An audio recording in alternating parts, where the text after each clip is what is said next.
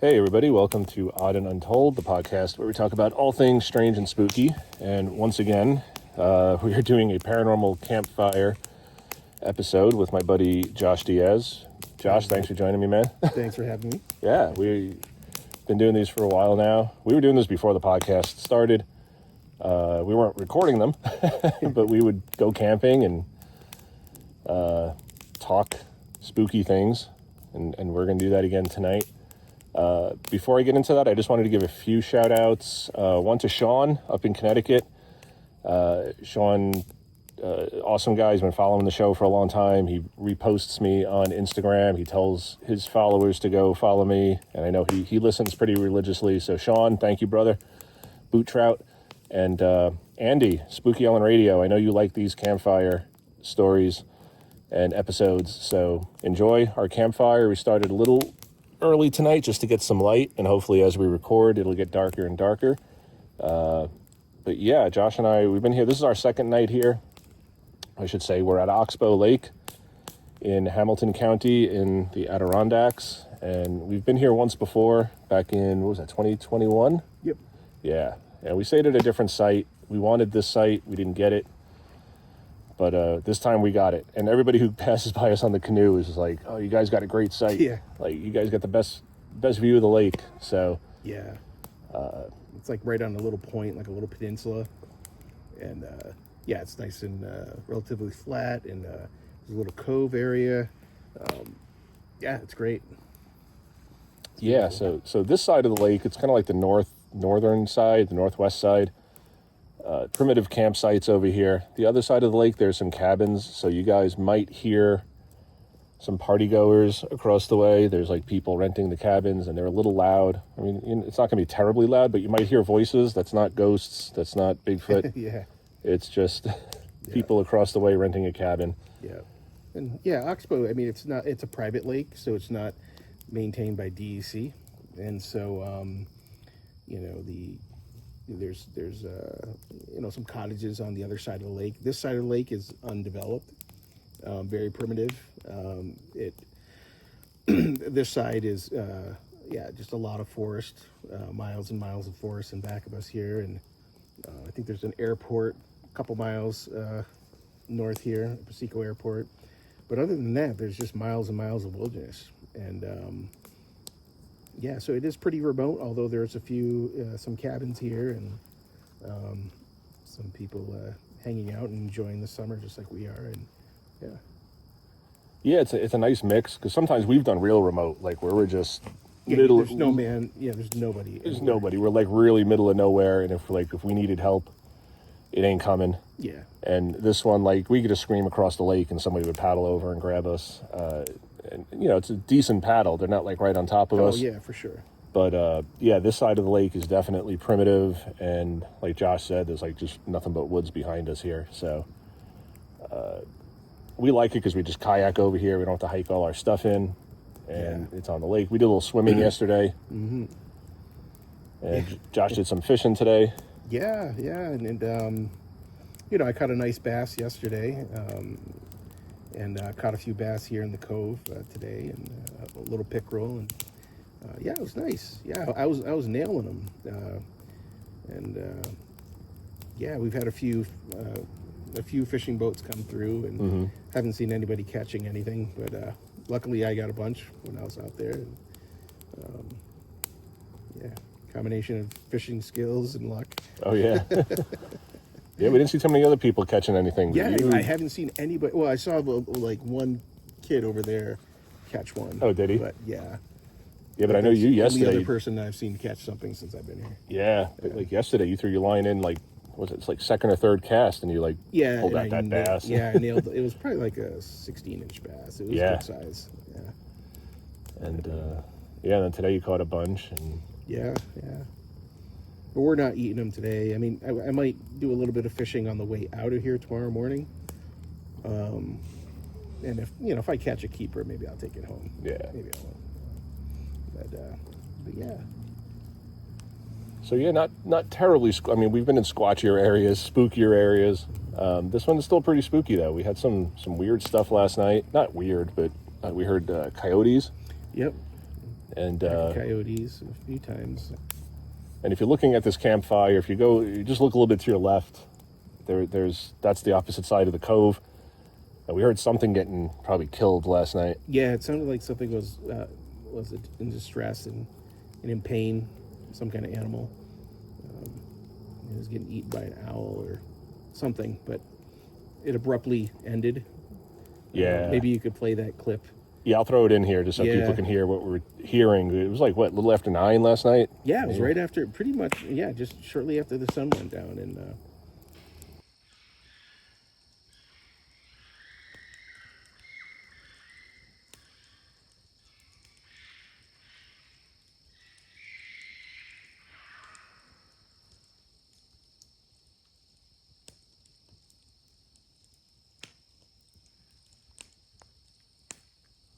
I think something just lost its life. Yeah, I think so.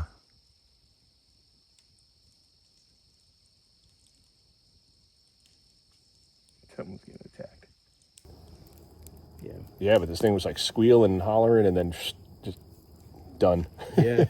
I wonder if anybody in the comments can help us identify it. We think it might be a raccoon, maybe a pine marten, or,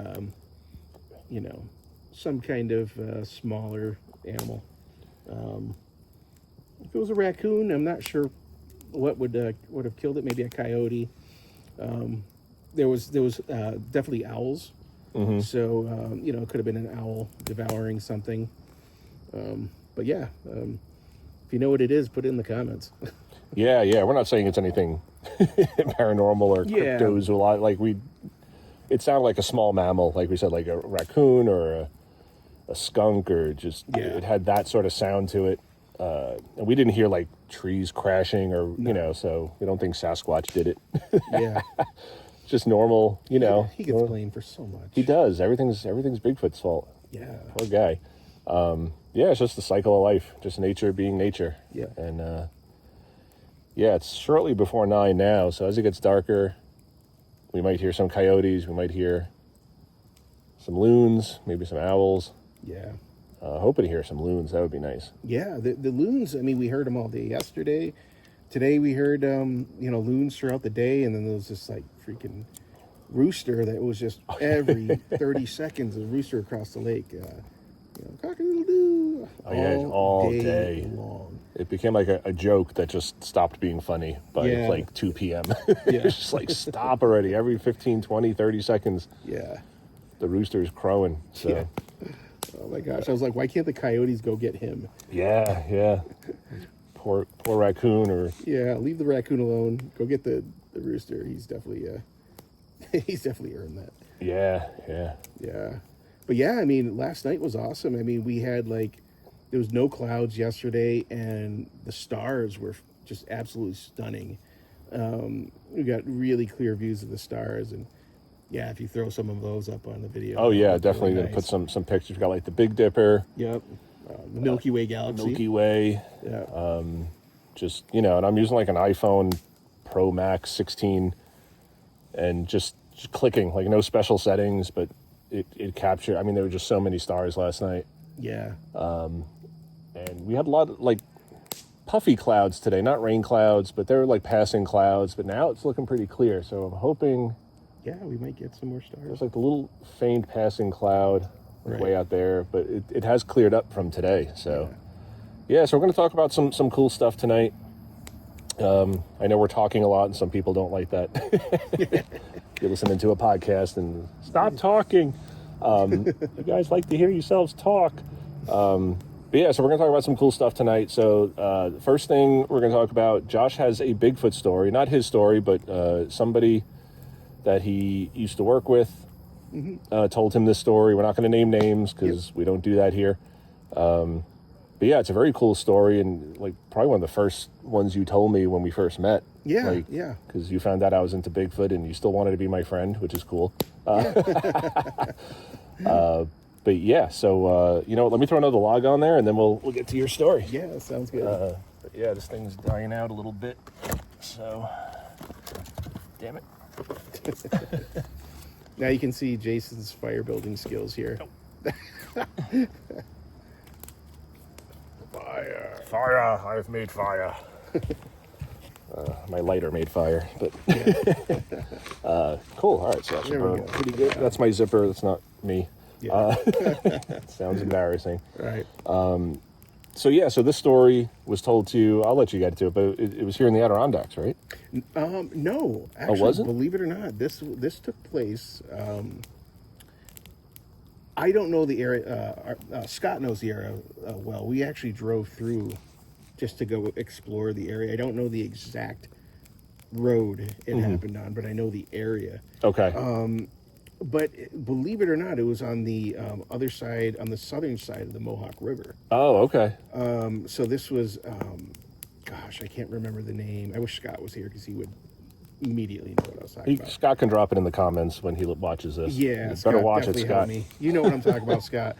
But it was basically, there's like a ski mountain, in mountains in New York, outside of the Adirondacks aren't really mountains, they're more like hills, Right.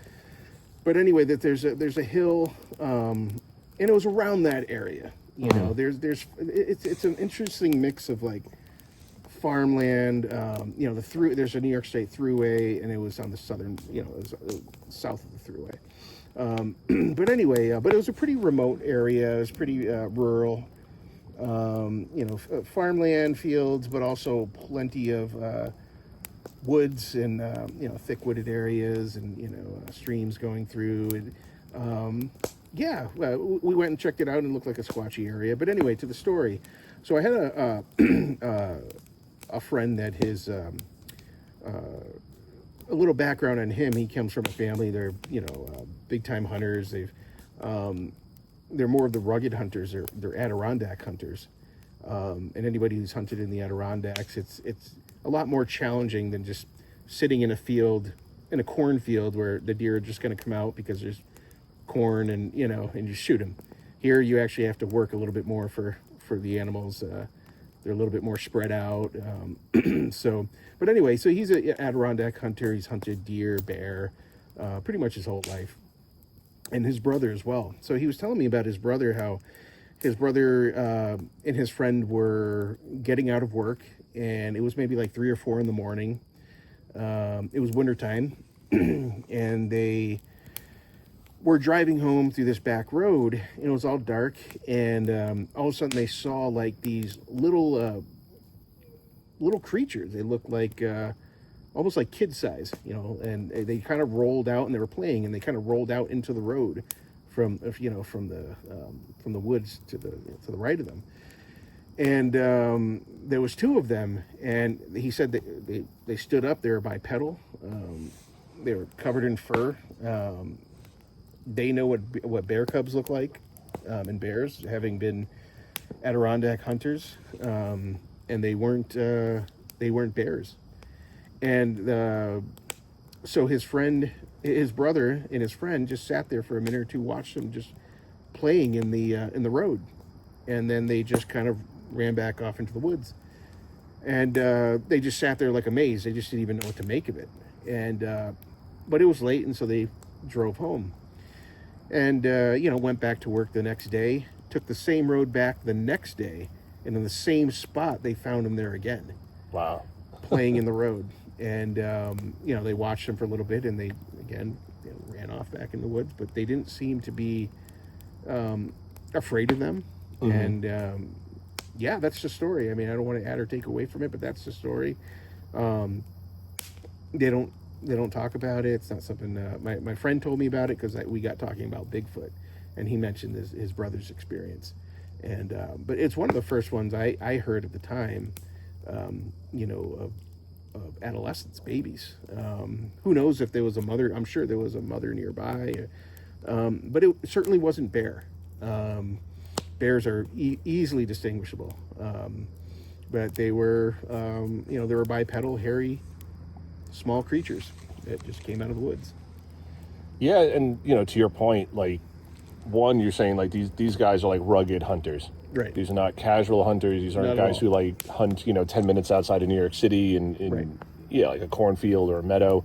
Yeah. The Adirondacks, no matter where you go, like you were saying, like finding flat space is just, yeah. I mean, just to put our tents down is hard enough. So Yeah. The Adirondacks are rugged, and this is not in the Adirondacks, but the Mohawk River is like the southern border of like where Adirondack Park starts. Yeah. So but it's close enough. They're Adirondack hunters, so Right. they're used to the important part about that detail is that they know what bears look like. Right. They shot bear before. They Right. know what bears, so this was not, any kind of bear. Right. And also if you're talking it's the winter and it's snow, Right. and again, bears don't absolutely 100% hibernate all the Right. time. Like they can wake up, they Yeah. can't, but the chances of that are so slim, Right. especially with cubs. Right. So for any skeptic saying, yeah, it was bear, there's just so many things against that one, these guys Right. know what bears look like. Right. And even if you're not saying it's Bigfoot and, your brain sometimes will just see something and you say, that's not right.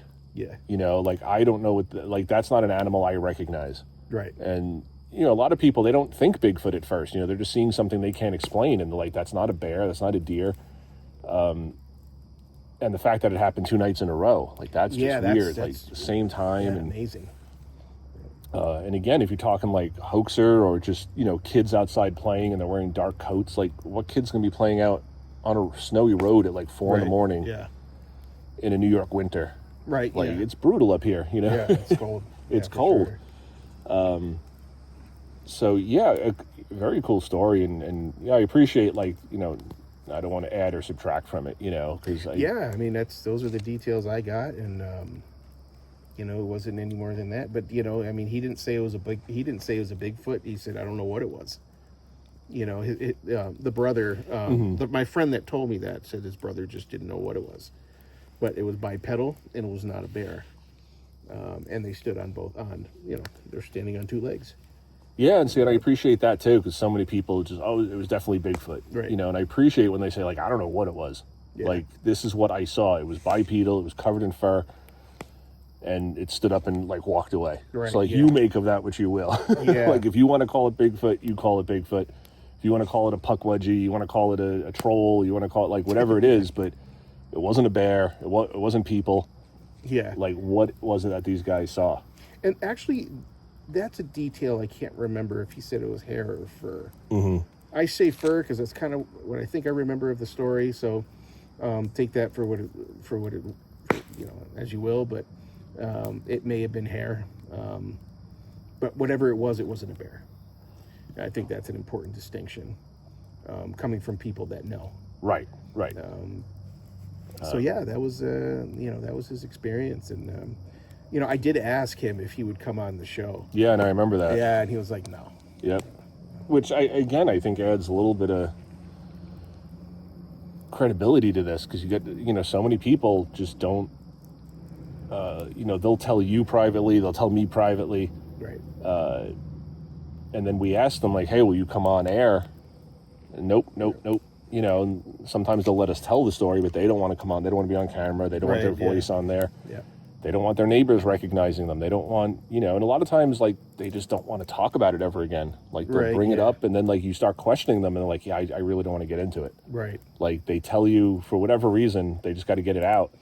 Yeah. But when you try to get more detail or ask them again, they just don't want to. Right. And that, I think that's just a sign of trauma, or that something bothered them. Like, this wasn't just like, oh, yeah, I probably just saw bears. Like, something bothered these guys where it was like they don't want to talk about it. Right. Yeah.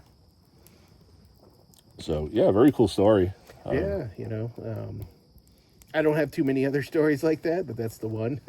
Yeah, no, but I mean, you've been told a few stories, because the last two paranormal campfires ago, I'll link to that. Yes, that's right. I did the one tell at you that, Good Luck Lake, where Yeah, your buddy saw something, and yeah, I actually camped with him like a month and a half ago at Good Luck Lake, and he showed me where it happened. right. Yeah, he's like, that's where I saw that hairy creature. And it was right across the lake. We were on the other side camping. Yeah. It was like right over there, and I'm like, and actually, I know that campsite. I've camped really? there once before. Oh, Yeah. wow. So, yeah, it was interesting. So, And that's just always cool to go, like, to be able to speak to the witness, like, where it happened, or at least close to where it happened. And, if you're familiar with that campsite, to be like, yeah, I know exactly where that is. right. Because, we all hear these stories and we all use our imaginations to kind of picture the road that these little creatures were tumbling on, or, Right. the hill that your friend saw this creature on. And but to actually be there and see it, that's pretty cool. Right, Just be like, this is exactly where it happened. Yeah. But yeah, so, it's interesting that because he told you that before you even knew me, I think, right? My friend? Yeah. Which one? The two? The two that we just talked about, the two little creatures. I think so. I knew Scott. Yeah, because I knew Scott. Right. Scott was the first person I told that story to. Oh, okay. And Scott was like, "Oh man, I'd love to interview him. Ask him if he'd." Yeah. So that's the thing too. I asked him if he would go on, if he would allow Scott to interview him, not the podcast. Goodness gracious, nobody's going to think I'm credible. No, I had it a little backwards there. No, but it was okay. Scott that asked me said, "Hey, ask him if I can interview him." Mm-hmm. Yeah. So it was before I met you. Yeah. Oh, okay. Yeah. Yeah, because I know Scott was kind of into talking to people and. Yeah. And he had done a few radio shows and stuff at the time, and Yeah, he was on with like Will Jevning and. yeah, he had done a local one too. I think from some people out of Schenectady, like a paranormal one. Oh, okay. Yeah. But yeah, so it's interesting to hear stories from people, and I don't go out looking for these stories. These stories just kind of find me, Mm-hmm. and yeah, it's pretty cool. Well, that's the interesting thing too. Like when you're not fishing for it, because if you're fishing for them, then it's just like, all right, are people telling me this just because Right. they think I want to hear it? Right.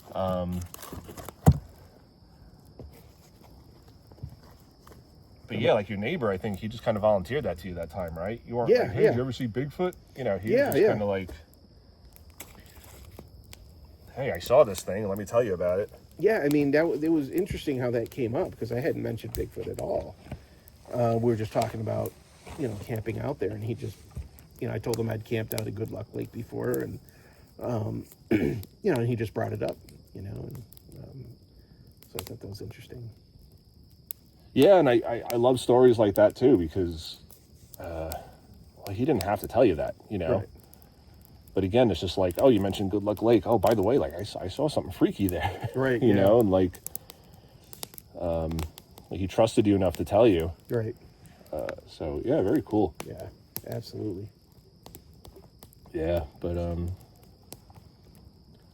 yeah, freaky to think about, like juveniles, children, or Yeah. Well, it makes you wonder. I mean, if there's juveniles out there, like it's the mother just sitting there waiting for them to get out of their truck. Mm-hmm. Like, what would have happened if they would have been like, "Hey, come here, little buddy." Like was it a trap? Was it like, because like it happened the second night again, and it's like, I know, here comes right? the truck. Like, all right, kids, get out there in the road, and like Yeah. let's see if they'll get out tonight. And Yeah. if they do, I'll go run over and grab them, and there's our dinner. Yeah. It just makes you wonder. Yeah. Interesting. But yeah, if you believe that these things are primates and flesh and blood creatures, then there's got to be children versions. There's got to be male and female. There's got to be, Right. Sasquatch sex and all that stuff. Yeah. But what was interesting about that? I think I was talking to Scott about it. Like, just the location of that. Like usually when you think of Sasquatch, you're thinking deep forest and stuff like that. Like, this encounter was really not. I mean, it was rural, but in a pretty civilized area. You know what I mean? Like, it's just south of the Thruway. This was just outside the city of Amsterdam. You know what I'm saying? Yeah. So, like, Amsterdam's not this big city or anything, but it's settled enough, and it's not this deep, Adirondack wilderness. It's farmlands, patches of woods. It might go for a mile, might go for a half mile, and just the thought that it would be on the other side of the Mohawk River. Right. Like, was it migrating? Was it heading north? I mean, what was it doing? What was, assuming it's a Bigfoot and assuming that it's a family, what were they just kind of hanging out? Were they, moving through? Were they settling down? I mean, lots of questions. Yeah. Based on that location. Yeah, but we hear that a lot. Like, a lot of people think Bigfoot's only going to be seen, 20 miles into the woods, but there's so many road crossings. There's so many, people see these in their backyard, at the edge of a field. And I'm not talking like a city backyard. I'm talking, like out here. Right. Where your property may be a couple of acres and you have, woods attached to it. And, like Whitehall, New York is not far from here or from that sighting, Right. relatively close. And there's sightings there. So you hear these sightings where these things seem to encroach upon civilization. Again, not big cities, but homes, right, and businesses and roads. Yeah. So. Well, then you had a friend one time. Oh gosh, it was probably the first year of your show. Mm-hmm. It was a guy. It was like a cat squatch or something like that. Oh yeah. Like he was like by the window or something, mm-hmm. and like there was just like this thing looking at him through the window, and it's interesting how close. And I don't know where he was when that happened. Do you remember? I think that was like Western New York. Was it really? Oh, yeah, wow. I think so. I think it was like closer to Rochester. Yeah. But the fact that like it was that close to civilization, like even if it was remote, the fact that it was right next to the house, like it wasn't just out in some, Yeah, it was like looking in the freaking window, the sliding glass window or whatever. And you're humanity. like, why is it doing that? Right. Like, what Curious. the hell is that? Want to watch your friend, and like who knows? Yeah. So you do hear these things. Yeah. And, I like the stories that are simple like that. I tend to feel like when there's a lot of detail, it's like embellished, and it's. Scott and Becky and I were talking about that the other night, where like you hear these stories and it's like, the moon was glistening over the lake and it shimmered like glass, and then from 150 yards, this creature stepped out and its eyes were glowing red and its fangs were tainted yellow, and it's like, how are you seeing this from 150 yards? Right. Like, Bigfoot could be 20 yards from me and I wouldn't see it. Right. Oh, for sure. So I'm always cautious about those like stories that sound too good to be true, that are too embellished, and I think a lot of it's just done for like clickbait and it's sensationalism. It's just like it's not just like, oh, I saw Bigfoot cross the road. Yeah, it's Bigfoot stepped out of a UFO and he's walking his pet chupacabra on a leash, and these 3 orbs followed him, and then a ghost attack, and it's like, and then an alien steps out of a spaceship. Like everything just has to be like one-upped, and I just like the simpler stories. I just think they're far more believable, that somebody saw something for a split second versus I have a Bigfoot family and they come over every Sunday for tea, and they live in my backyard, and the oldest one's name is Myrtle, and I give her apples every week, and it's like, she's moody. Yeah, like who would believe that? Yeah. But like, I saw something on 2 legs run across the road in front of my car at night. Like, okay, that's freaky. What did you see? Yeah. So, well, it's interesting because like, and I think I told you and Scott about this, and I think this guy is, so there's this YouTube channel, and there's a guy, I think he's out of Syracuse, and I believe he's sincere, and I'm not going to knock him or his channel.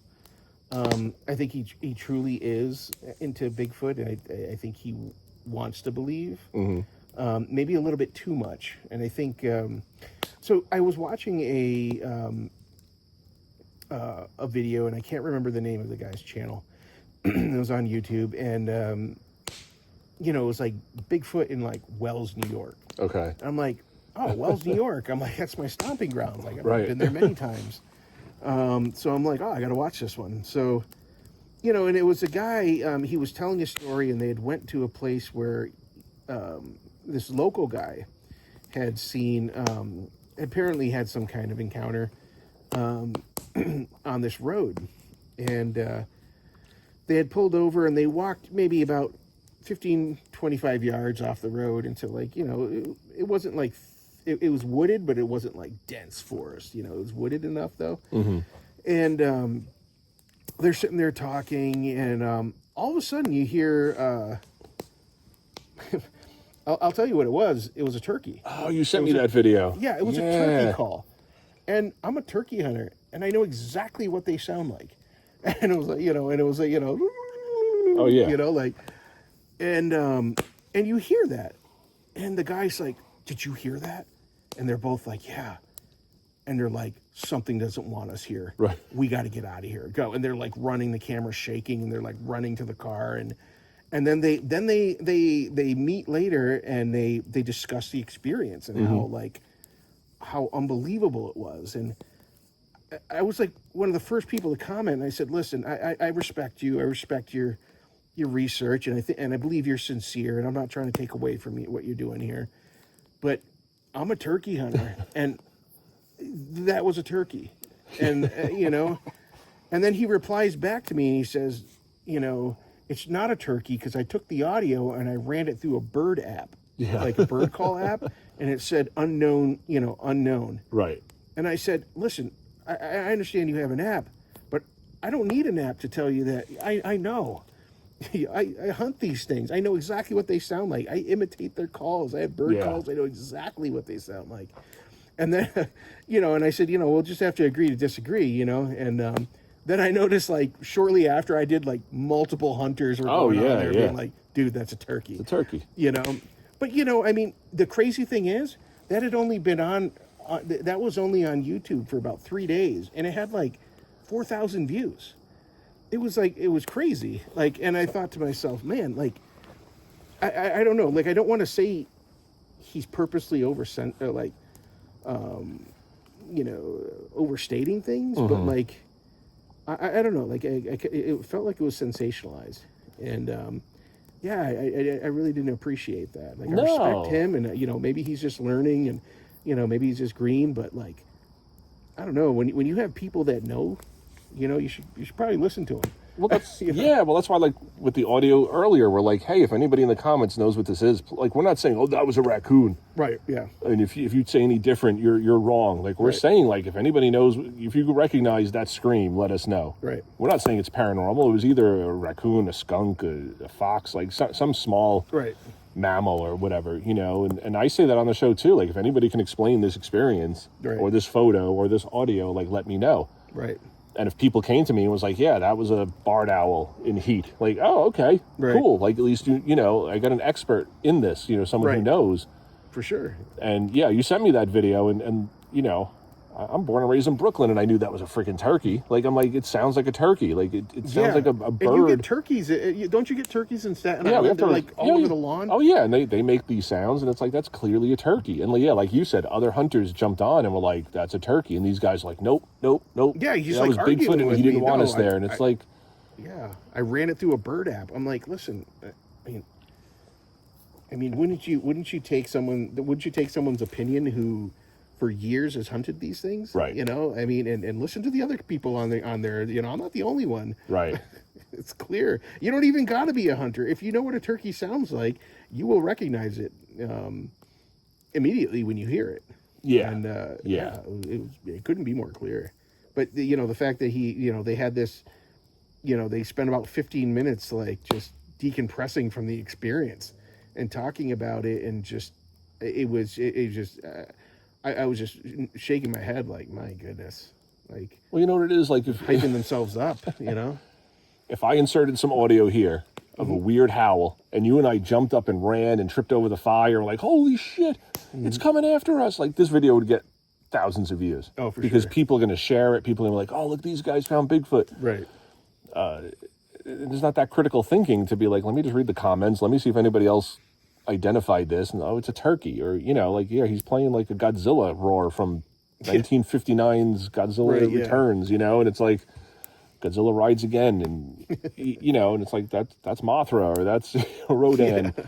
And these guys are just faking it. And like you said, maybe they weren't faking it. Maybe they were actually startled. They heard this, and maybe they were sincere. Maybe they truly believed it. But in light of evidence, they refused to abandon their position. Right, or even consider it. Even consider that it could be something other than what they thought it was. Yeah. And I mean, I know, there's a difference between, like, he didn't know, he had to go to a bird app. I'm like, I don't need to. I know. Right. He couldn't even guess what it was. Yeah, this isn't even a guess. This isn't even a suggestion. This is like truth. I'm like, and there's a lot of people on here commenting saying the same thing, and you're, kind of giving a little bit of an attitude, and like, I mean, if that's what you want to believe, fine. I mean, I can't stop them from believing it, but like, you have like 4,000 views, and I'm like, my goodness. But it's like you said, like people sensationalize things, and they'll get clicks, and you have people that are authentic and take a careful approach to things, and they get like 3 views. Yeah, because nobody wants to watch authentic. No, nobody wants to watch critical thinking. Nobody wants to watch skepticism. Nobody wants to watch debunking, and saying, oh, here's this, but it was probably just a bear. It was probably just a turkey. Right. Yeah, that doesn't gain the traction. Everybody wants the 6 Bigfoot creatures surrounded my car, and they were pounding on the hood, and one of them spoke to me telepathically, and then the UFO came and picked them all up, and that's spooky to people. And to me, it's just not. Like, it just sounds ridiculous. And, not that a sensational story can't be true, but I think, like these guys running from a turkey got more views than most, legit podcasters out there or YouTubers who are really trying to find the answers to any of these mysteries. Right. And who are sensible about it, but like sensible doesn't sell. And that's why like all the TV shows, it's like right before every commercial break, it's like, what the fuck was that? Right, yeah. We'll be right back. And it's like, exactly. You got to tune in because what did they see? Oh my God, they saw something. And then they never do. Yeah. But you have to lure that audience in, and for me, it's the simpler stories that are more fascinating to me because they just ring true, right? Yeah, much more than something where it's like, I spent an afternoon with Bigfoot, right? And we had afternoon tea and crumpets and Well, didn't you do you did a podcast once? I really liked it on Occam's razor. Oh yeah. Yeah. Where the simplest explanation tends to be the correct one, and the less you're adding to something. I mean, here's the thing. I'm not against detail. Oh, I mean, if you have detail and you have a photographic memory and you could just, recall all that thing, I think that's great. I mean, the survivors of the Titanic had great detail. Right. And I don't really question their memory. But I think, I think there is something to be said about, simpler explanations. I think Occam's razor has a point there. And again, like with this, with these guys, like, what's the simpler explanation? Was it just a turkey that startled you, or was it an undiscovered 9-foot-tall primate roaring at you that you just happened to capture on video? Yeah. On audio, anyway. I mean, it was a video. Yeah, but you and didn't the see fact anything. that they were like, I mean, the way they ran, something doesn't want us here. Like, so now they're claiming extrasensory perception. Right. It's not just that you're hearing something, but now you're interpreting what that. Yeah. The intent behind that is. It's just a turkey, like probably just pecking at the ground and just gobble gobble, and something doesn't want us here, and then run, and then let's go decompress and talk about it. But yeah, it's a funny world we live in. Oh yeah, yeah. But yeah, here we sit around a campfire telling scary stories. Yeah. This is one of the funnest places to do it. Oh yeah, honestly, the conversations we have around campfires are just fantastic. And last night it was more like religion and morality, and wasn't really paranormal podcast material, but it started off with Dungeons and Dragons. It did, yeah. Because we're both old school Dungeons and Dragons nerds. Yeah. Are you lawful good? Are you lawful good or chaotic neutral? I'm chaotic neutral. Yeah. Yeah, super sweet. +5 broadsword. Yeah, but talked about the bag of holding before. Yeah. But yeah, good conversations. We didn't talk politics this time. My goodness. No. Yeah. I'm not just overly excited about politics right now, though. No, me neither. So, Yeah, I'm like, politics is doing what politics does. I've kind of been out of the not out of the loop because I follow it, but I just haven't really cared to debate it or talk too much about it. I think we all know what we think about it. Oh yeah. Yeah. What we'd like to see, and we just don't. Yeah, I just have lost the energy to debate fiercely and champion causes, and oh yeah. let's just see what happens. We were talking about the heavens. I mean, because like Josh mentioned earlier, there's like so many stars out last night. They're coming out now. I can see some. Oh yeah. Nice clear night again, thankfully. But yeah, what was that quote I said last night? Like the only thing more terrifying than us being alone in the universe is us not being alone in the universe. Yeah. And just how small we really are. Like you look at these stars, and yeah, we're talking about like how a star that's like 100 light years away is not really what you're looking at. You're looking at what it looked like 100 years ago. Yeah.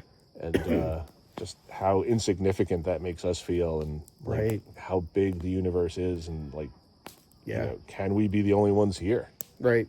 Yeah. Yeah. When you look up at the sky, like last night, we're looking up at the sky and we see the Milky Way galaxy. Oh yeah. Like right in front of us. And yeah, if you post that picture, it's stunning. But just to think that like, just vast galaxies, and these, we're just talking about like how large stars are, and like the sun is massive, but it's actually kind of a smaller star. Oh yeah. And just the universe is just massively massive place. I don't even know how to say it. It's insane. It's just like we awe-inspiring. Yeah, we can't really even fathom it. Yeah. Like we can't really judge distance. Like again, people like 150 yards away. Well, was it 150 yards? Was it 300? Yeah. Like we can't even gauge that. So to just right, the immenseness of space, and just how, because we said that last night, like with sci-fi, like we're just kind of, you jump on the Enterprise and you warp on over to Jupiter, and it takes you 2 minutes, and then you beam down to a planet, and right, and terraforming Mars, like just getting to the next closest planet, like 200 years from now, we might not be able to do that yet. Yeah. Or 500 years from now, like it's just, or maybe we can, because 100 years ago, like speed of sound, the sound barrier was like, no, you can never do that. Right. And now we got 6-ton planes that hunks of metal that can just go 3, 4, 6 times the speed of sound. Right. But it's fascinating because right here we have everything we need to survive and live. Mm-hmm. Everything. If we were to colonize Mars, like I mean, even Elon Musk was talking about this years ago, but he was talking about how absolutely dangerous it is. Mm-hmm. Like, I mean, any system failure means everybody dies. Oh yeah, everybody. You have you have a failure of like the oxygen tanks or the electrical or something like that. You need that to. You're not going to come all the way back to Earth to get like a new power generator or something. Yeah, hang on, guys. I'll be back in 12 years. We'll be right back in 12 years. Yeah, it takes 6 years to get to Earth or whatever. And, in 6 years back. It's just catastrophic, just anything. It's the same thing like going underwater, you way down, submersible. And, some environments are just so extreme. They're not really meant for human life. But here we are. We live on this rock, and it's beautiful. Mm-hmm. And it's got everything we need for, life and happiness, and so yeah, it's the universe is an amazing place, but what's under our feet is absolutely beautiful. And then it just begs the question, because we are built for this planet. We breathe the oxygen. Absolutely. And we eat the food, and we drink we need water to live. But right. If you have another planet where it's oceans of methane, can you have life living in that? Where right. if they came to Earth would be completely inhospitable. Earth would be this nightmarish hellscape, just like Mars or Venus would be for us. Right. And and that comes up a lot in like extraterrestrial stuff and alien stuff, and it's like, right. How come all the aliens, they all have 2 arms and 2 legs and 2 eyes and a mouth, and that's interesting. Superficially, they don't look like 6-legged dinosaurs with insect wings, and like Yeah. it's always like Well, what was that humanoid. movie? Yeah, what was that movie? It was a really good movie. My friend Dustin loves it. It was the one where I think it's Jeremy Renner and some chick is in it, and this like massive alien ship just like hovers in this field, and there's like an elevator that goes up, and Jeremy Renner and this girl go up, and they're like linguists, and they've got to figure out. They go into this one room. It's very basic. And this is just like glass, and that glass is just covered. On the other side of the glass is just mist, just swirling mist, and behind it there's the aliens, and they're huge, but they're kind of like they almost look like octopuses. Like a whole bunch of arms coming out, and they make like symbols on the glass, and they're trying to communicate. And so that's why Jeremy Renner and the girl are there to, I think she's a linguist, ancient lost languages, like trying to piece together what they're saying, But that's an interesting concept on aliens, just where they're not like bipedal, they're, squid-like things, Yeah, or just things we can't even imagine. Right, like, so why are they always, 2 arms, 2 legs? They have fingers, they have toes, they have eyes. That they look different enough where they're quote unquote alien, but they're still very human, right? In appearance. Where it's why don't they look like an elephant? Right. Why don't they look like a squid? Why don't they look like a cat? Like if they're a bug just flew right in my mouth. If they're developing in such a different climate and atmosphere and the planet size. I mean, it might have a heavier gravity or a lighter gravity, so they could grow bigger, or they'd have to be smaller, or but they're always like around our size, Yeah, a little smaller, but yeah, they have fingers and they have eyes and they have a mouth and a nose and legs and that just always kind of bothered me, because it's like something from so far away, from such a different environment, is such a different evolutionary tract. Why would they look so similar to us? What if that form is the higher evolutionary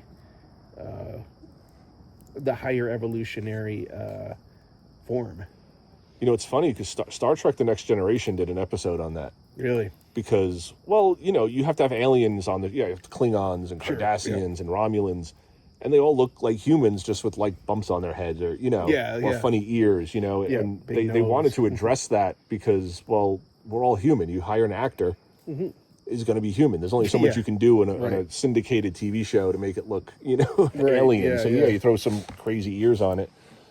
And the theory in the show was not the theory, but I guess they had proven that all life in the universe had been seeded by one species. Thousands of millennia ago, and we all had the same basic DNA, so we were all going to grow into a humanoid form. It was just some are going to have pointy ears and some are going to have ridges on their heads, and, but that was the basic archetype. So they kind of, it was kind of cool how they tried to explain that, like, why does every alien on Star Trek look like a human? Exactly. Well, technology, we can only do that, because actors are all human, but so there might be something to that where it's just and who knows, because that's getting into alien talk and I was just thinking, we should put some wood on the fire. You want a little light? Yeah, I might get something smaller. These are pretty big. I want to get this. Thank you. And I had a big freaking daddy long legs on me. Is that enough light? I just got the green light on. Oh yeah, I could see. There we go. So the whole thing with aliens is just, that's why aren't they just so bizarrely strange that we couldn't even recognize them? Right. Yeah. Giant jellyfish type creatures, or Right. Yeah, so weird. Very strange. Stars are coming out though. Look at that. Yeah. Yep. things are starting to quiet down. I do hear the people across the lake kind of still talking, but they're not being too loud. No, they're not being bad. Every now and then they... Not bad for a Friday night. No, I thought the other side of the lake would be jumping tonight with music, and I was like, maybe we should have done the podcast last night. Because tonight might be crazy, but it's actually pretty quiet. Yeah. So. Yeah. My stomach keeps growling. Yeah. If anybody hears that, that's just... It's just my stomach growling. Yeah. There's a lot of fish jumping, though. I hear that. Yeah. Especially over here in the cove. Yeah. Pretty cool. Yeah, it's definitely... the sun's definitely down now. Yeah, so that's cool. We kind of went from light to dark here. Yeah. Just the light of the campfire now. Yeah.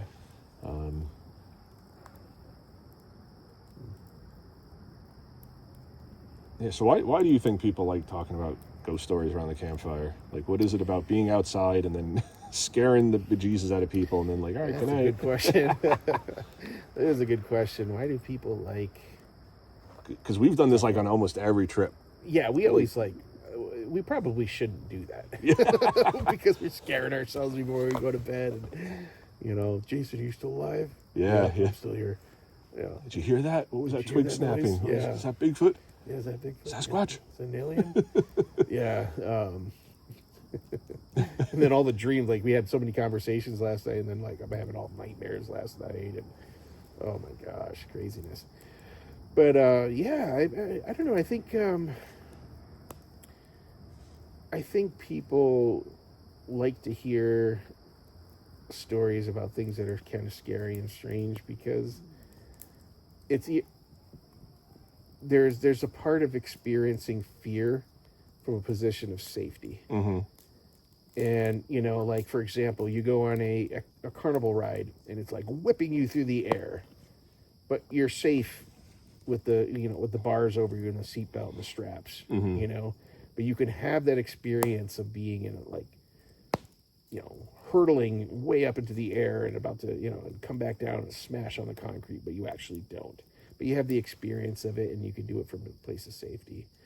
And I think I think that's kind of the thing too. Like, we tend to like to talk about things that are scary and from a place of safety,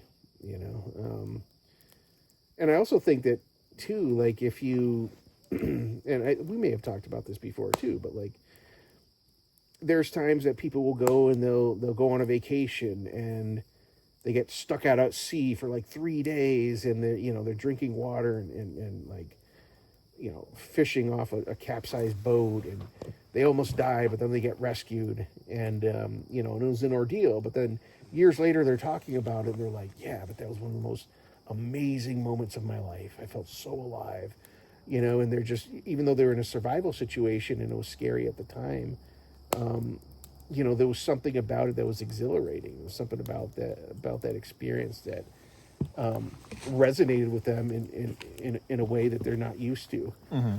And once you recall it, you're remembering it from a place of safety. When you're in it, you're not really thinking of it that way. But when you're remembering it, you're remembering it from a place of safety. It's not with all things that are near death or anything like that, but there's a lot of times when when things happen and you get in a risky situation and you survive it.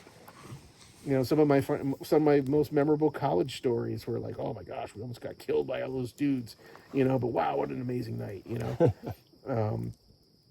But I think there's something to having conversations about scary things and around a campfire in a cozy place. And I don't think we're drawn to darkness per se. I mean, there may be some people that are more drawn to darkness. That's definitely a thing. But I think some of us like to hear those stories of people who have overcome scary things or experienced scary things. And it's interesting. There's just as interesting as stuff that isn't necessarily scary. There's stuff that isn't scary that's interesting, Yeah, it's just fascinating to me that people will be out in the woods, and you and I have done this. Like we and again, we're not too deep tonight. Like we can hear other people, but I keep thinking about like Ross Pond when we were out there, and it was just so deep. There was nobody around us. Right. We could scream at the top of our lungs and nobody would ever hear us. Oh yeah, for certain. And yet we started that second night campfire. We were just talking about I don't think we were talking about Bigfoot. We were talking about like paranormal stuff. Yeah. But we were having a paranormal conversation. That's when we, something came into camp. But Right. we don't, bear, Bigfoot. We did an episode on that. You're right. But it's just interesting to me because I've had this experience a lot. I mean, I've been camping my whole life, and just, you stay up late around the campfire, and suddenly people just start telling you their stories. Right. Like it's just something about the campfire and camping just brings out. And you hear this about like summer camp too. Yeah. Boy Scout camp. I mean, Yeah. and some of the stories are clearly like, oh, the murderer with the hook for a hand, or the boogeyman, and Right. The hitchhiking ghost, and like some of them are just like really tropey and clearly fake. But sometimes people will be like, yeah, like I saw a UFO, Right. or like, yeah, something in the woods happened to me once, or Yeah. I have a ghost in my house, and it's happened to me a lot where people I just never thought would share something. Right. Just 1 a.m. around a campfire, it just like inevitably turns to Right. scary stories. And like you're saying, like, yeah, from safety, I get that. You're in your backyard and like, oh yeah, let's talk about Bigfoot, because I'm in Brooklyn, or I'm on Staten Island, and there Bigfoot out here. But like you and I are talking about Bigfoot, and we're going to go to bed soon, and we may hear something walking around and be like, Right. Jay, did you hear that? Josh, what is that? Right. Yeah. So like, why do we scare ourselves? It's just funny to me. I mean, it's that is interesting. I think there's something about just talking around a campfire that is a cross-cultural thing throughout human history. People like to talk around campfires. I mean, how many legends were talked about over, a Native American campfire, and the chief sitting, the tribe down and telling stories about, their legends and their mythologies and stuff like that, and which could have some scary elements. But I don't know. I don't necessarily get overly scared either, but I do get a little. Sometimes I do get a little spooked, but for the most part, I don't get too scared. No, it's just it's interesting that like campfires just because people are gonna be watching this and they're gonna be like, oh, that's cool, and they're in the safety of their home or work, or they're not out here with us tonight, right? And won't have to deal with any creatures that come into our camp later tonight. Yeah, we're gonna have to go to bed tonight, and hopefully we survive long enough to post this broadcast. No, it's just cool, and yeah, like I think campfires in general, I think you're right. I think it's cultural history and tradition, but it carries on today because we don't need to. You don't need to go and sit in front of a campfire. Right. Yeah. You and I come out here, we don't sit on our phones all night. Right. Like we come out here, we talk, like we said, religion and politics and philosophy and morality, and paranormal comes up. Right. We don't talk about it nearly as much as people may think. Like paranormal is a small part of what we talk about. Oh, when we're for out sure. Here. Yeah. I want to say we talked for about 2 hours, at least 3 hours almost, on just morality and the concepts of that, and the history of America. And, these are deep conversations, or intellectual conversations, and they're important conversations, and a lot of people aren't comfortable having them, but they're good conversations to have, especially when you can have them with two friends that understand each other. Oh yeah. Having it with a perfect stranger isn't always a good thing. No. And you got to kind of gauge who your audience is. Yeah. I just met you, but let's talk about politics. Yeah, let's talk about how your religion is false. Yeah. Or whatever, so. Why do you worship that false god? Yeah, exactly. Why did you vote for this person? Yeah. You're a dumbass. Yeah. So, it's all about good conversations. Oh yeah. It reminds me of Michael Scott. You ever watch The Office where where Oscar and Michael are having the debate about China? China, yeah. And Oscar is like obviously the intellectual, super smart guy, and full of facts, and he's just Michael is just armed with a Time magazine, and he's just going off of that, nothing else, and Oscar's like clearly studied up on the subject, and just running circles around Michael, and then Michael at the end says, but you know what? But what matters most about this is two people had a conversation. Right. And he goes, I rest my case. And Oscar's looking at him like, well, no. What does that have to do with anything? Right. You know, but he did have a point. Yeah. There's two people having a conversation, a friendly conversation. Right. You know? Right. And Oscar was just more focused on being right and winning the debate. Whereas Right. Michael, Instead of just. Yeah. Michael was like, we had a conversation. And that's a really deep scene. I don't think a lot of people realize how deep that scene is, but that's how you have a conversation, an amicable conversation with people that you disagree with. And, you know, Michael does it with, you know, with comedy and, you know, but it's a very interesting scene. And I think that was over Oscar's head, and his intellectualism didn't allow him to see that. Oh, absolutely. And that's what it was poking fun at. Of Yeah. Just like, you know, sometimes people are just so focused on being right. Right. And proving their point that they're not just appreciating that, like, I'm just debating with somebody. Like, I'm sharing my opinions and he's sharing his opinions. And Yep. and we're talking, and that's the important thing, is like just that you're talking and not I need to be right. And yeah, Right. Oscar was just so focused on winning Right. and being right, Yeah. and that's not, you know, really And all in that essence, important sometimes. Yeah, I mean, he probably did win the debate, honestly. He probably was armed with more facts, assuming he's right. But, you know, but at the end of the day, Michael wasn't really about debate. He was more about relationships. Right. You know, and you know, it was an interesting exchange. You know, but Yeah, he just wanted to be everybody's friend, you know. Right, and exactly. he just appreciated the interaction, yeah, and it wasn't about being right so much. right. And he knew he was right about that. Mm-hmm. That's why you know, Oscar was all smug about it and buys him a coffee and, you know, keep the change and, you know, Right, let me right. get you a coffee and that was Oscar's smug way of saying I beat you. Right. Whereas Michael, you know, he just knew he was right, and no matter how much Oscar objected, Michael had a solid point, and he knew it. You know, that was important to have a conversation. You know, and that was important to Michael, and whether it was important to Oscar or not, you know, the fact still remained that having a conversation like that is critical to our society. Yeah. You know, and critical to, you know, being able to agree to disagree. And that's just, you know, and I don't want to get into politics, but it goes for the paranormal too, where just people are so focused on pushing and we talked about this a little bit last night, of just some of the comments I get, and, you know, just on being online in general, like where people are so smug and they just want to be right, and they will attack you instead of coming at you with like, hey, I actually know about this. Right. Can I talk to you about it? They're just like, oh, you're wrong, and yeah, it happens with politics. It happens with the paranormal. Yeah. Some people feel a sense of superiority in their knowledge. It kind of puffs them up, you know? Yeah.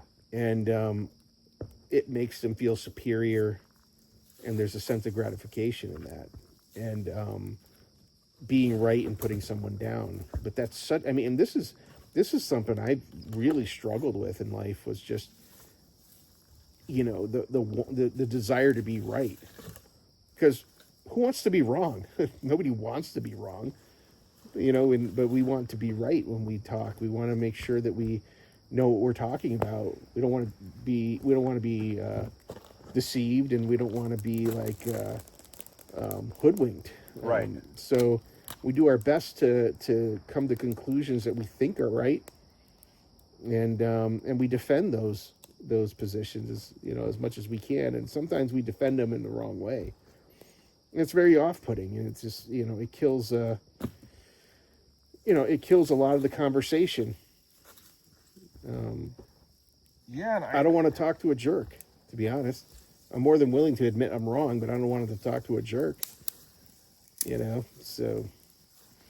But this, you know, this is kind of where we're at. It's like, you know, people don't even want to engage with people they disagree with. Right. And it's like, you can engage with somebody you don't agree with without admitting, you know, that you're wrong. Right. You're just, listen to their point of view. Listen to why they believe that. Right. And it doesn't mean you're going to change your beliefs. Right. It just means, like, maybe you'll understand them a little better. Yeah. And I think if people understood each other better, it would be a better world. I agree. Again, doesn't mean you have to agree with it.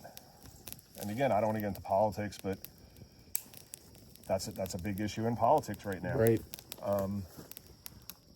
Where it's like, oh, you're this and I'm that, so I can't listen to you. Right. And I refuse to listen to you, and because you voted for so-and-so, I'm going to defriend you on Facebook, and I'm not going to invite you for Thanksgiving. And right.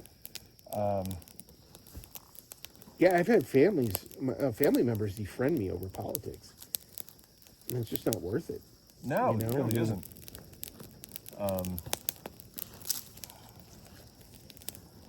But it's the same thing in the paranormal, where it's just,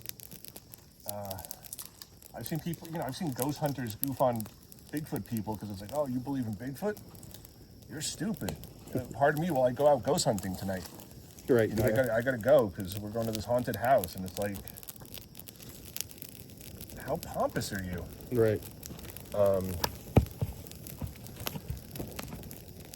Ultimately, we should always be open to being wrong. I think my friend Dustin and I have had this conversation. I don't know if you and I have had it, but the idea, and I'm not an expert on this concept, but the idea of like falsification and scientific falsification, where you're able to falsify something. Mm-hmm. And always being open. Science has a methodology to kind of checks and balances, and it's always open to changing. So something that was proven scientific fact yesterday now has to make way for the proven scientific fact of today. Right. And there's a weird kind of bipolar feeling of that. Like, can we ever know anything? Can we ever be confident that we know anything? Like, where does our confidence lie? You ever wondered that? Oh, absolutely. Because science does change. Like I said, you go back 100 years and it's like, oh, there's no way we can break the sound barrier. Right. And now we do it daily. Right. The military does it. Yeah. But then scientists say, like, well, like, there's no way we're ever going to break the speed of light. Right. Like, it's just physically impossible. Yeah. And with our current knowledge it is, but... Right. And I'm not even saying like 500 years from now it'll be that, but 1,000 years from now, 2,000 years from now, yeah, like, who knows what we're going to discover, and it's only what we know right now, and it's always like, oh, now the science is settled until it's changed again, until we learn something else. This begs the question of why aren't we more humble? If we know that if we know that things can change. Things can change in a heartbeat. What we thought was true today may not be true tomorrow. Right. Why don't we be a little bit more humble about what we vehemently defend? You know what I'm saying? Like, I just feel like, there should be an openness to saying, this could change tomorrow, but I'm rational to be passionately believe it today. Because I think human beings as a whole are just very easily scared. And I think we need to tell ourselves stuff. Yeah. And and we've seen it in the past couple of years, just with the pandemic, and the vaccine will stop it, and then it's like, well, yeah, it'll just slow it down. Example, yeah. You won't be able to transmit it. Well, you can transmit it, but and the science keeps changing. But it's like, in that moment, you're like, I got the vaccine, I'm good. Yep. And then it's like, oh, well, you'll still get it, but it won't be as bad. And then you're like, oh, okay, well, I'll get it, but it won't be as bad. Right. And then it's like, well, you're still going to get it, and it might be bad. Oh, okay, but at least I won't pass it to anybody else. And it's like, you might pass it to others. So it's just kind of, and again, I don't judge anybody for I'm trying not to get into politics here. I'm just using that as an example. It's a fair point. It's truly a fair point. It's just a recent fair point where things changed very rapidly because we just didn't know. Right. And the government doesn't want to go on TV and say, we don't know. Right. We don't know if you're going to die. We don't know if we're ever going to cure this.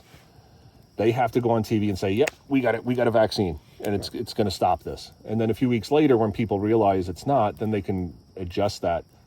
But I think that's why people hold so firmly to their beliefs and science, and it's it's comforting to just be like, Yeah. okay. If I boil water, I'll never get a parasite. And it's Yeah. like, well, did you boil it fully? Did you, No. And then maybe 100 years from now, we realize like, oh, there's a parasite that actually can survive boiling water. Yeah. So all those people who boiled water, Right. you lowered the risk, but you didn't eliminate it. Right now, we think like you boil water, it's completely safe. Right.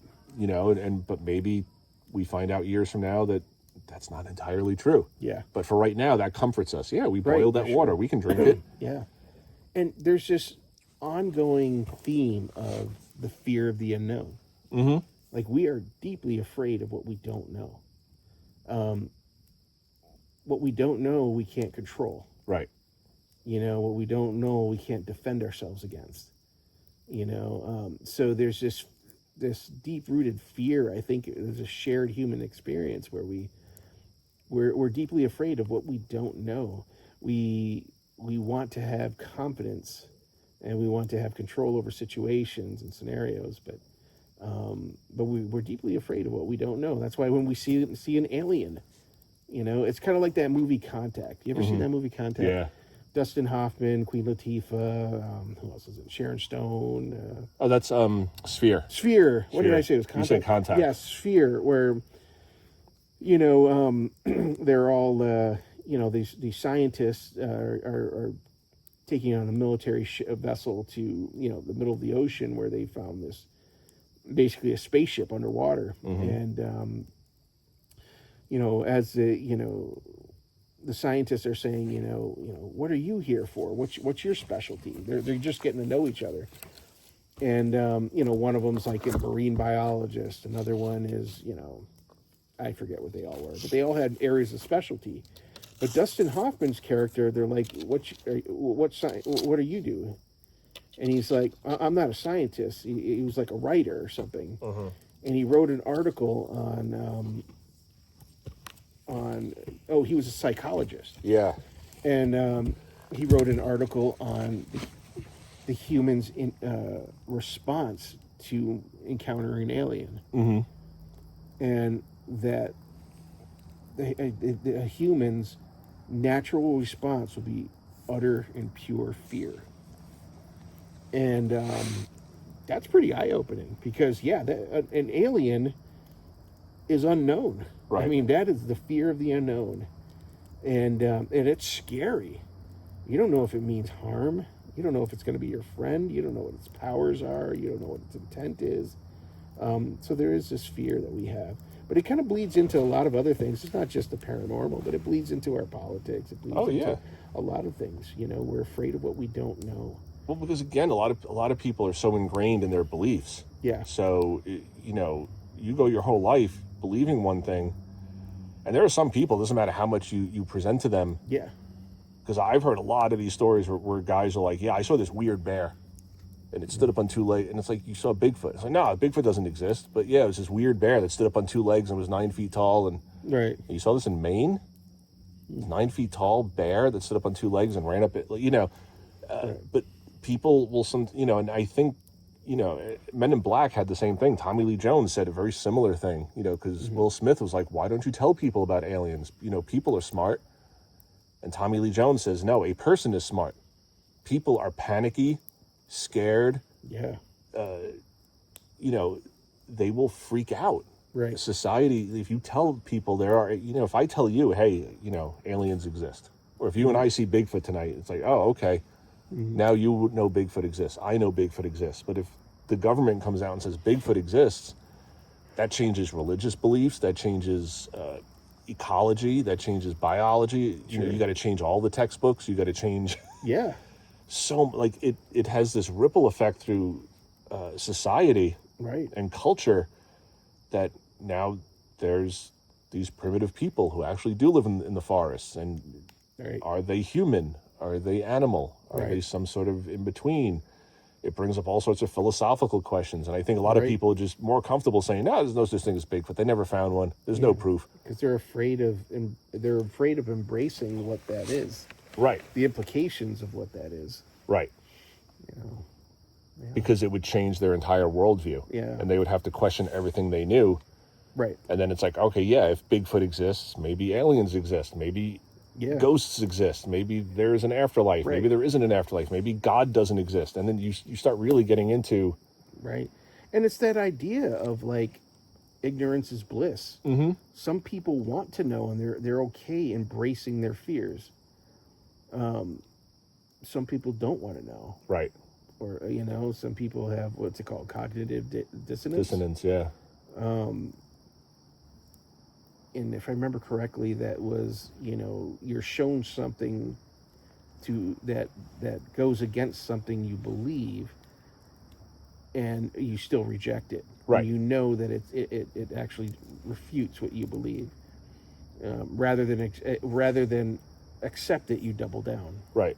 Because the fear of leaving what's comfortable is too great. Mm-hmm. And I think, and that's an interesting thing, because, stories around a campfire, we talk about scary things, but some of the most scary things that we encounter on a day-to-day basis are challenges to our beliefs. Not knowing what someone's going to do. What's my boss going to do? What are they saying behind my back? Those fears of the unknown. And there's a lot of fear in our society. A lot of fear that permeates the world. And it's not just it's not just spooky campfire fear, but it's a real fear that I think resonates in all of us to some degree. Yeah, like I said, it's politics. It's any number of things where people just become afraid, and it paralyzes you. And and to quote The Office again, Robert California, fear is a funny thing. Like, how dare we let it control our lives and manipulate us? And oh, for sure, because we're afraid of these things, and a lot of people are open to change and changing their beliefs, but so many other people are just like, no, I don't want to know. Right. I don't want to listen to another news channel. I don't want to read a different publication. I don't. Right. I don't want to listen to the podcast that proves that this was not Bigfoot or not a UFO. Like, I want to believe that it was a UFO, so I'm just going to watch the podcasts that say, oh yeah, this was a UFO that crashed. And it's like, well, no, maybe it wasn't. But and then the tendency of people to want to demonize those who are trying to hold that out. Mm-hmm. Yeah, I mean, if throughout history, those who have spoken truth, burned at the stake. I mean, it was like, crucify him. There's so many different. Throughout history, people hate truth sayers. Mm-hmm. Because they would rather just kind of stay with the norm. They're afraid of leaving the norm. It's understandable. I get it. We want to be comfortable. And sometimes ignorance is bliss. We got really deep on that one. Yeah, man. I'm sure the comment section is just... Yeah, it's going to be like, that Josh likes to hear himself talk. Yeah. Why did Jason bring up COVID vaccines? I got 75 boosters. And yeah. And again, I'm not judging anybody. I'm just using it as an example. And if you got the vaccine, and I've gotten the vaccine. I didn't want to, really, but I had to. And, yeah, same here. But I don't want to get into that. We're talking about paranormal stuff and fear, but... Yeah, and this is how our conversations go. They'll start off talking about, let's talk about campfire, and then we're talking about the ideas of fear in humans, and manifesting in different ways, and yeah, but it is just interesting how the campfire does open that up.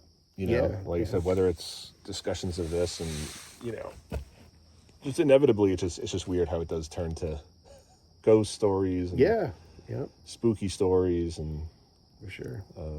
Because I don't think people do feel safe in the woods. I think it's like you're telling these stories, and it's like, all right, you go to your tent, I'll go to my tent, right? And let's just hope we don't hear anything tonight, and nothing carries us off in the middle of the night. Now, here's the thing: would we be telling these stories if I didn't have a pistol in my tent, and you didn't have a 12-gauge shotgun in your tent? Yeah, I don't know. Would we be telling these same stories if we didn't have a sense of safety? Probably not, because then you're talking about this stuff, and it's like, then we go to bed, and I'm going to fight off a 9-foot tall Bigfoot with my pocket knife. Yeah. I know, I feel better with a 12-gauge shotgun. Yeah, exactly. Yep. So yeah, it's still a sense of safety there. Still a sense of safety. Yeah. Could we kill a Bigfoot? I don't know. Yeah, I don't want to. I don't want to, but don't carry me away. I just want to go home tomorrow. yeah. I want to go kayaking. Right. This wood is just not catching. Yeah, it's weird. Last night the fire was like, I mean, it was like the surface of the sun. Yeah, it would just Now not it's just like anything we threw on there like immediately went up.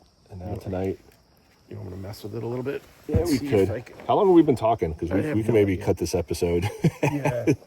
All right, everybody, we're gonna try to build up this fire. We got a little deep tonight. Hope you guys enjoyed it. Hope you guys enjoyed the Bigfoot story, and hopefully you guys see this episode. Josh and I survived the night, and don't get abducted by aliens who bring Bigfoot here to walk its pet chupacabra. So Yeah.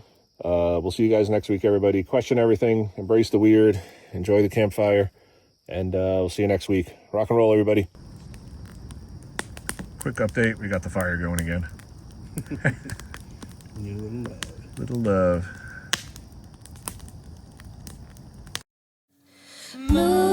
Moonlight glowing, it fades on me and you, casting dancing shadows. The earth is draped in blue. Here in this moment, time is standing still. Won't you see she loves you? I don't think you will.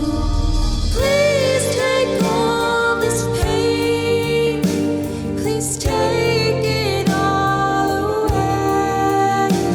The darkness of the night, it fades in the